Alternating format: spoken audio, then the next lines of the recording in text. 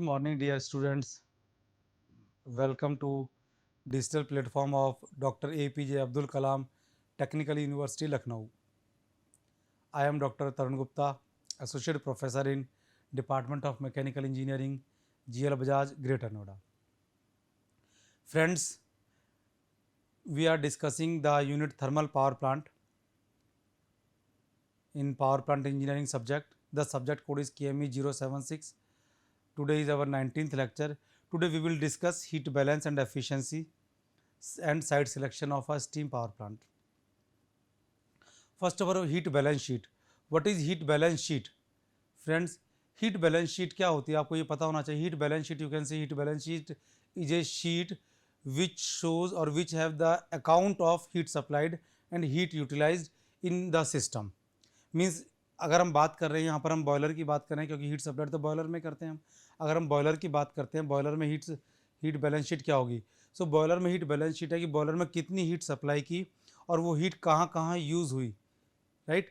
ये जिस शीट में आपको ये सारी डिटेल्स मिलेंगी, जिस पेपर पर जिस टेबल में सारी डिटेल्स मिलेंगी, उसको हम कहेंगे heat balance sheet. All the necessary information concerning the performance of boiler is obtained from the heat balance. The performance of boiler is generally given by a heat balance sheet, right. What are the advantage of using heat balance sheet? क्यों बनाते हैं heat balance sheet? Friends, heat balance sheet बनाने का हमारा purpose है कि हमें ये पता पड़ जाए कि कितनी हीट हमें हमारी यूज़फुल आउटपुट दे रही है और कितनी हीट कहाँ पर वेस्ट हो रही है, so that we can recover the waste heat. We can see whether it is in permissible range or it is out of the permissible range. अगर आउट ऑफ द परमिस और साथ में efficiency कितनी है system की, हमें ये पता पड़ जाए. अगर out of the permissible range है, सो हमें क्या करना है कि हमें प्रिवेंशन करने, हमें मेथड्स यूज़ करने हैं उस वेस्टेज को रोकने के लिए. फ्रेंड्स, अब आपको ये मैंने बताया कि हीट वेस्ट हो रही है, तो आपको पता होना चाहिए कि बॉयलर में हीट कहाँ कहाँ यूज़ होती है, कहाँ कहाँ लॉस होता है. अब देखिए, अगर मैं बात करता हूँ एफिशिएंसी की बॉयलर की, सो बॉयलर की जो एफिशिएंसी होती है, always it is heat used in the producing steam to the heat release in the furnace. क्योंकि बॉयलर में हमने क्या किया, we are converting the heat in the flue gases to generate the steam. Water को steam में convert किया, that is our useful output. So efficiency of boiler is always claimed as ratio of efficiency is always claimed as ratio of heat used in producing steam to the heat released in the furnace, or it is always. so अगर यहाँ तक हो रहा है तब तो कोई problem नहीं है, बट होता क्या है कि सारी की सारी हीट जितनी हमारी फर्नेस में हीट जनरेट हो रही है, वो सारी की सारी हीट स्टीम प्रोडक्शन में यूज़ नहीं होती. सारी की सारी हीट स्टीम को प्रोड्यूस नहीं करती है, काफ़ी सारी हीट वेस्ट हो जाती है, right. So heat utilise is always less than the heat liberated in the furnace. ये लाइन भी हमने लिखी हुई है. इसका मतलब क्या है, ये जो efficiency it is always less then 1, ये तो आपने पढ़ा हुआ है, जानते अच्छी तरह से कि efficiency is always less then 1. Always less then 1 का मतलब क्या है यहाँ पर, कि सारी की सारी हीट जो रिलीज हो रही है फर्नेस में, वो सारी की सारी हीट स्टीम प्रोडक्शन में यूज नहीं हो रही है. It means heat is going to waste somewhere. So the difference of heat liberated in the furnace and heat utilized in producing steam is known as heat loss. इसी को heat loss कहते हैं. किसको heat loss कहते हैं? heat generated in the furnace, difference in the heat generated in the furnace and heat used in producing the steam. तो दोनों का जो difference है इसको हम कहेंगे heat loss. and the loss of heat may be divided into various heads. बहुत सारी कैटेगरी में आप इसको डिवाइड कर सकते हैं, पर but as per our subject point हमने इसको कुछ कैटेगरी में डिवाइड किया है. जैसे heat loss in dry flue gases. अब फ्लू गैस आप जानते हैं जो हॉट गैसेज है, हॉट एयर है, that is known as flue gas. Hot air is responsible for production of the steam. Hot air में क्या मल्टीपास भी बना देते हैं हम बॉयलर में, जिससे कि स्टीम ज़्यादा प्रोड्यूस हो, लेकिन स्टिल वो जो हॉट एयर है वो कुछ सिस्टम जब बॉयलर के सिस्टम को छोड़ करके एटमॉस्फेयर में डिस्चार्ज करते हैं तो it is very hot, so it always carry some heat. So that is first loss. Heat loss in moisture present in the fuel. मैंने आपको पहले भी बताया था कि फ्यूल में जो मॉइस्चर उसको रिमूव करते हैं हम, बट स्टिल अगर मॉइस्चर है तो that moisture will absorb some heat. heat loss due to steam formed by combustion of hydrogen per kilogram of the fuel, right? Heat loss due to unburnt carbon in ash pit. अगर एश पिट में fuel चला जाता है unburn, तो that is total loss. Heat loss due to incomplete combustion of carbon to carbon monoxide. हमें carbon dioxide चाहिए, लेकिन carbon dioxide कई बार नहीं बनती due to insufficiency of the air. अगर कार्बन डाइऑक्साइड नहीं बन रही है तो कार्बन मोनोऑक्साइड बनेगी, और कार्बन मोनोऑक्साइड बनेगी तो that is consider as incomplete combustion. और इनकम्प्लीट कंबस्शन का मीनिंग क्या है कि हीट का लॉस हो रहा है. और एक और, heat loss due to radiation, right. अब देखिए कि मैंने एक टेबल यहाँ पर हमने शो की हुई है कि आपको हीट बैलेंस शीट इस तरह से बनानी है. अब देखिए हीट बैलेंस शीट में heat supplied by 1 kilogram of dry fuel, ये कैसे पता पड़ेगा? आपको कैलोरीफिक वैल्यू ऑफ फ्यूल पता होती है, तो जो calorific value of the fuel है वो आप यहाँ पर लिखेंगे, और दैट इज टोटल. इसी को हमने मान लिया 100%, कि जितनी फ्यूल के अंदर हीट है मैक्सिमम उतनी ही लिबरेट कर सकता है, जनरेट कर सकता है. So heat supplied by fuel in 1 kilogram of dry fuel, that is calorific value, उसी को हमने यहाँ पर मान लिया. अब हीट कंज्यूम कहाँ कहाँ हो रही है? सबसे ज़्यादा जो हीट कंज्यूम होती है, हीट कंज्यूम और heat utilise in raising the steam. इसको मैंने लिखा हीट यूटिलाइज, ध्यान रखना, हीट लॉस नहीं लिखा. यूटिलाइज का मतलब हम चाहते हैं ये, we required it. So it is heat utilise in raising the steam. जितनी भी है इसकी परसेंटेज यहाँ पर हमने लिख दिया है, percentage, right. Then I have mention heat loss in dry flue gas. You write here कितनी हीट लॉस होगी ड्राई फ्लू गैस में. कैसे करेंगे मेजर? इनलेट एयर का टेम्परेचर मेजर कर लिया, आउटलेट एयर का टेम्परेचर मेजर कर लिया, और स्पेसिफिक हीट आपको टेम्परेचर की एयर की पता होती है, so you multiply it. Quantity of air आप देख सकते हैं कि heat loss in moisture in the fuel. Fuel में कितनी मॉइस्चर है, केमिकल से केमिस्ट्री लैब में जब टेस्ट करते हैं फ्यूल को तब पता पड़ जाता है. So accordingly you can make a calculation. Heat loss to steam by combustion of hydrogen, you can also calculate it. Heat loss due to unburnt carbon in ash pit, ये थोड़ा सा मुश्किल होता है, लेकिन ये भी ऐसा कर सकते हैं कि जब हम एश पिट में से एश को रिमूव कर रहे हैं, सो वी कैन सी कि कितना फ्यूल वहाँ पर हमें अनबर्न मिल रहा है. Heat loss due to incomplete combustion, ये भी हम देख सकते हैं कि कार्बन मोनोऑक्साइड कितनी बन रही है, कार्बन डाइऑक्साइड कितनी बन रही है. अब देखिए इन सब के बाद भी कुछ हीट लॉस हो जाती है, जो मैंने लास्ट पॉइंट बताया ना, radiation. Heat loss due to radiation, जिसको आप आसानी से मेजर नहीं कर सकते. सो हम करते क्या है कि इन सब का सम कर लीजिए, इन सब का सम किया, और जो टोटल यहाँ पर इस हमारे पास जनरेटेड थी, टोटल जो स्टीम थी, इस सभी में से हमने ये सारा माइनस कर दिया. सो ये जो माइनस करके आ गया amount, this amount is heat loss due to radiation. और जब आप इसको परसेंटेज में करेंगे तो ये 100% होगा, मतलब यहाँ का और यहाँ का दोनों अमाउंट सेम हो जाएगा. सो हमारी कोशिश क्या है? हमारी कोशिश है कि ये मैक्सिमम हो, बाकी मिनिमम हो, तभी तो एफिशिएंसी इंप्रूव होगी, राइट. तो ये वाला पार्ट जो है इट शुड बी मैक्सिमम, ध्यान रखना, ये जो पार्ट है it should be maximum.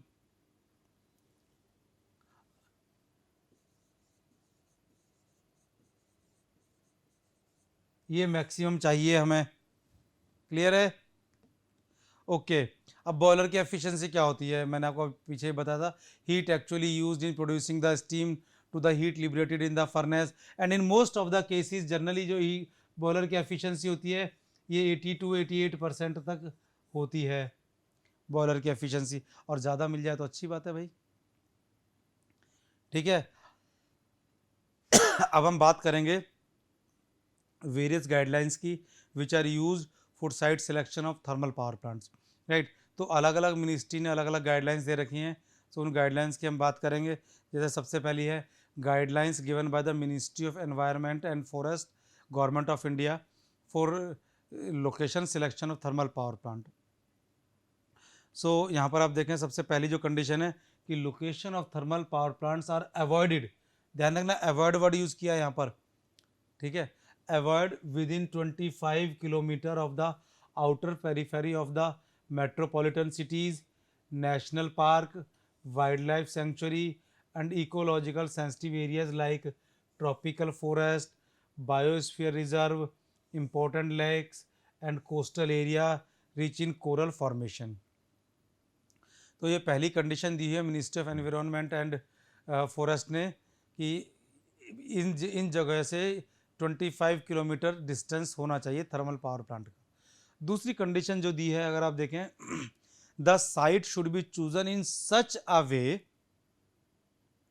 That the chimney of the power plant. अब देखिए चिमनी यूज करी है वर्ड, चिमनी की यूज किया कि जो चिमनी होती है उसी की हाइट सबसे ज़्यादा होती है, चिमनी की पूरे पावर प्लांट में चिमनी की हाइट सबसे ज़्यादा होती है, राइट।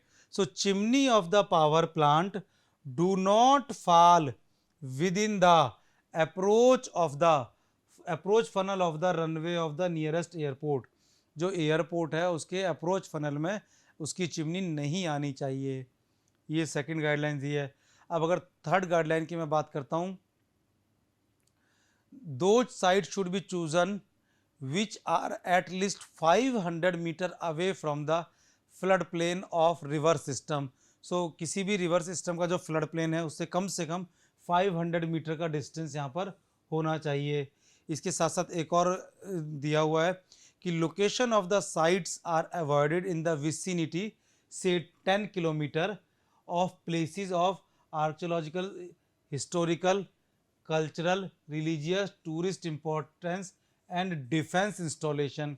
सो अगर कोई place archaeological point of view से, हिस्टोरिकल पॉइंट ऑफ व्यू से, cultural religious point of view से, टूरिस्ट पॉइंट ऑफ व्यू से या डिफेंस के पॉइंट ऑफ व्यू से इंपॉर्टेंट है कोई प्लेस, कोई लोकेशन, सो वहाँ से कम 10 किलोमीटर का डिस्टेंस होना चाहिए। इसके साथ साथ एक और कंडीशन दी हुई है इस मिनिस्ट्री ने कि फॉरेस्ट और प्राइम एग्रीकल्चर लैंड्स जो हैं they must be avoided for setting up of thermal power house और देयर ऐश डिस्पोजेबल स्टोर और सेंटर। सो कम से कम इनसे दूर होना चाहिए, इन जमीन को यूज़ नहीं करना। ये तो बात हुई थी ministry of environment and forest की। इसके साथ साथ एक सेंट्रल इलेक्ट्रिकल अथॉरिटी है गवर्नमेंट ऑफ इंडिया की, उसने भी कुछ गाइडलाइंस दी हुई हैं थर्मल पावर प्लांट को सिलेक्ट करने के लिए, लोकेशन के लिए। So let's see discuss. जैसे सबसे पहला पॉइंट उन्होंने लिखा हुआ है, the choice of location is based on factors like availability of land, water, coal, construction material etcetera. कि चॉइस जो है वो ऐसी होनी चाहिए जहाँ पर लैंड अवेलेबल हो, वाटर अवेलेबल हो, कोल अवेलेबल हो, कंस्ट्रक्शन मटेरियल अवेलेबल हो, इस तरह की चॉइस होनी चाहिए। इसके साथ साथ उन्होंने कहा कि जो लैंड की जो रिक्वायरमेंट है कितना होना चाहिए थर्मल पावर प्लांट के लिए, 0.2 स्क्वायर किलोमीटर पर 100 मेगावाट। मीन्स अगर मान लीजिए हम सुपर थर्मल पावर प्लांट लगाना चाहते हैं जिसकी कैपेसिटी है 1000 मेगावाट, सो 1000 मेगावाट के लिए आपको लैंड चाहिए 2 किलोमीटर स्क्वायर 1000 मेगावाट के लिए, ठीक है। इसके साथ साथ ऐश स्टोरेज के लिए दिया कि जो ऐश पॉन्ड है, सॉरी हाउसिंग प्रोजेक्ट जो है, हाउसिंग प्रोजेक्ट के लिए 0.4 किलोमीटर स्क्वायर की लैंड आपको चाहिए। फिर ऐश स्टोरेज के लिए चाहिए कि ऐश पॉन्ड बनाना है, ऐश पॉन्ड के लिए फिर आपको चाहिए 0.2 स्क्वायर किलोमीटर पर 100 मेगावाट।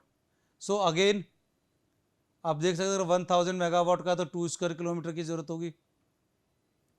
नाउ वाटर रिक्वायरमेंट के लिए गाइडलाइंस दी हुई है कि 40 क्यूसेक पर 1000 मेगावाट वाटर की रिक्वायरमेंट होती है।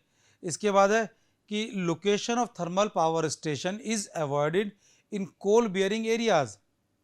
मीन्स जहाँ पर कोल माइंस बहुत ज़्यादा है तो कोल माइंस के आसपास थर्मल पावर प्लांट को लोकेट नहीं करना है, ठीक है। इसके साथ साथ coal transportation is preferred by dedicated merry go round system. अब मैरी गो राउंड सिस्टम में क्या होता है आपको पता है, मैरी गो राउंड में ट्रेन एक पर्टिकुलर ट्रैक पर रोटेट करती है, एक सर्टेन सर्कल के अराउंड रोटेट करती है। So this system is use for vacate the railway wagon in thermal power plant. तो थर्मल पावर प्लांट में जब आपने कोल को ट्रांसपोर्ट किया रेल से बाई ट्रेन, तो उसको एम्प्टी करने के लिए, वैगन्स को खाली करने के लिए you have to use merry go round system, ठीक है फ्रेंड्स। नाउ अब सारे फैक्टर्स को हमने समराइज किया है, कैटेगराइज किया है फैक्टर सब फैक्टर में, इन सभी को अब हम डिस्कस करेंगे, ठीक है। तो देखिए factor affecting selection of location of thermal power plant. So पहला फैक्टर है अवेलेबिलिटी ऑफ रिसोर्सेज। अब रिसोर्सेज कौन से होते हैं फ्रेंड्स, रिसोर्स होते हैं लैंड, देखिए जो फंडिंग है मीन्स फाइनेंस, अगर फाइनेंस है तभी तो आप पावर प्लांट के बारे में सोचेंगे, अगर फाइनेंस ही नहीं है तो पावर प्लांट के बारे में नहीं सोचेंगे। इसलिए हमने यहाँ पर, अब देखिए सब फैक्टर में हमने फाइनेंस को नहीं लिखा, ठीक है, फाइनेंस की हमने सब फैक्टर में नहीं लिखा। तो बाकी रिसोर्सेज में क्या लिखा हमने, land, water, fuel and skilled man power. अब देखिए लैंड की अवेलेबिलिटी ज़रूरी है, क्योंकि होता क्या है कि बहुत सारे पॉइंट्स मैंने बताए कि यहाँ से 25 स्क्वायर किलोमीटर होनी चाहिए, यहाँ से 10 स्क्वायर किलोमीटर होना चाहिए, यहाँ से 500 मीटर होना चाहिए। सो पहले तो सूटेबल लैंड आइडेंटिफाई करना, उसके साथ साथ आपको ये ध्यान रखना है कि whenever you are acquiring a land, तो वहाँ पर कोई प्रोटेस्ट ना हो। अदरवाइज़ क्या होता है कि लोग प्रोटेस्ट करते हैं कि ये हमारी लैंड है, एग्रीकल्चर लैंड है, यूज़फुल लैंड है, प्राइम लोकेशन की लैंड है, लैंड इज़ कॉस्टली, तो हम इस लैंड को नहीं देना चाहते। साथ में कई बार प्रोटेस्ट इस तरीके इसलिए होता है कि if you are going to install a thermal power plant, तो इससे हमारे एरिया में ऐश आएगी, हमारे सिटी में ऐश आएगी। तो इस तरह के काफ़ी सारे प्रोटेस्ट होते हैं। तो आपको लैंड, इस तरह की आपको लैंड चाहिए जहाँ पर ये प्रोटेस्ट ना हो, ठीक है। अब दूसरी बात हम करते हैं वाटर अवेलेबिलिटी की। मैंने आपको बताया कि 1000 मेगावाट के लिए 40 क्यूसेक वाटर की रिक्वायरमेंट होती है। It is a large quantity of water. So ये जो वाटर की लार्ज क्वांटिटी है, this large quantity can not be use by bore water, means आप ग्राउंड वाटर को तो यूज़ कर नहीं सकते इतनी सारी क्वांटिटी के लिए।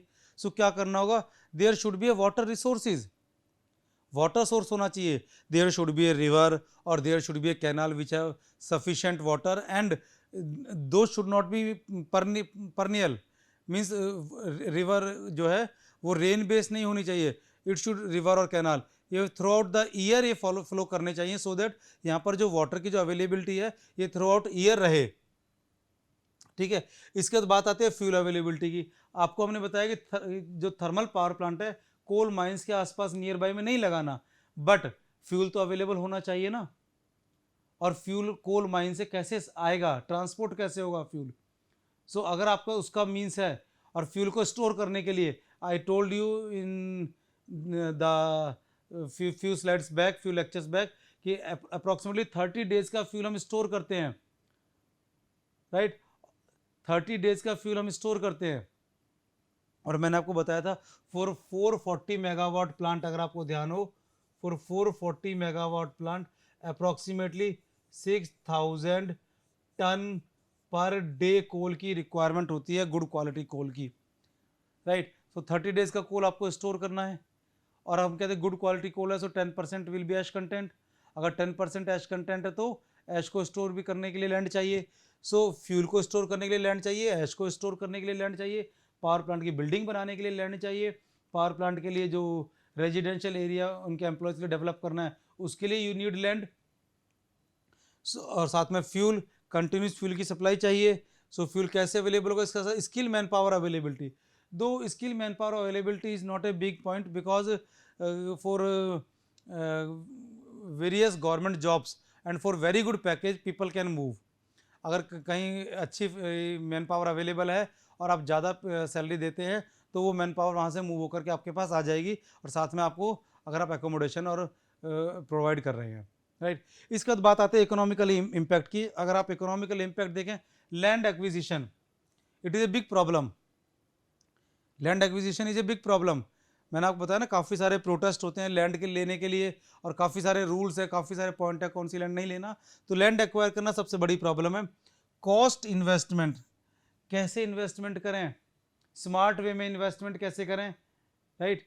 इसके साथ cost, operation and maintenance cost, operation की कॉस्ट एंड मेंटेनेंस कॉस्ट ये कम से कम चाहिए, means running cost as well as maintenance cost, दोनों की दोनों कॉस्ट कम से कम चाहिए, जितनी कम पॉसिबल हो सकें। तो ये आपको ध्यान देना है कि आपको डिज़ाइन ऐसा बनाना है, रनिंग इस तरीके से करनी है, फ्यूल इस तरीके से अरेंज करना है कि running cost as well as maintenance cost कम से कम हो। ऑटोमेशन पर आपने जाना है, राइट। इसका पे बैक पीरियड, आपने प्लांट लगा लिया, इससे इलेक्ट्रिसिटी जनरेट हो रही है, कितने साल में ये आपको पैसा रिटर्न कर देगा।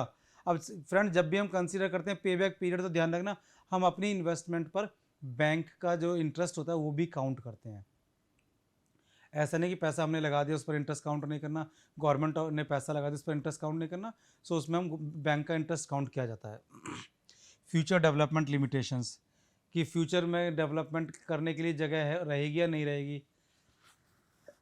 पॉसिबिलिटी ऑफ साइट एक्सपेंशन, अगर साइट को एक्सपेंड करना हो तो उसके लिए पॉसिबिलिटीज़ क्या है, तो ये पॉइंट्स आपने ध्यान देने हैं, ठीक है।